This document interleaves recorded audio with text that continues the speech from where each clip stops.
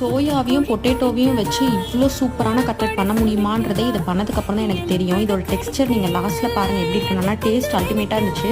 அதுக்கு நான் சோயாவை ஒரு 5 மினிட்ஸ் வந்து ஹாட் வாட்டரில் ஊற வச்சுட்டு அதை நல்லா கிரைண்ட் பண்ணிவிட்டு சோயா வேக வச்ச பொட்டேட்டோ எடுத்து போட்டுட்டு அதில் வந்து இஞ்சி பூண்டு paste, salt, chilli powder, coriander powder, garam masala, chicken masala இது எல்லாமே போட்டு நல்லா வந்து மிக்ஸ் பண்ணிவிட்டு அதை வந்து கட்லெட் ஷேப்புக்கு வந்து தட்டி வச்சுட்டு நம்ம வந்து இன்னொரு பவுலில் வந்து கார்ன்ஃப்ளவர், மைதா, சால்ட்டு போட்டு கொஞ்சம் திக் பேஸ்ட்டாக கலக்கி வச்சுட்டு அதுக்கு மேலே ஒரு பிரெட் க்ரம்ஸை வந்து கோட் பண்ணி ஆயிலில் ஃப்ரை பண்ணி எடுத்தோம்னா சோயா கட்லெட் செம்ம டேஸ்ட்டாக இருந்துச்சு.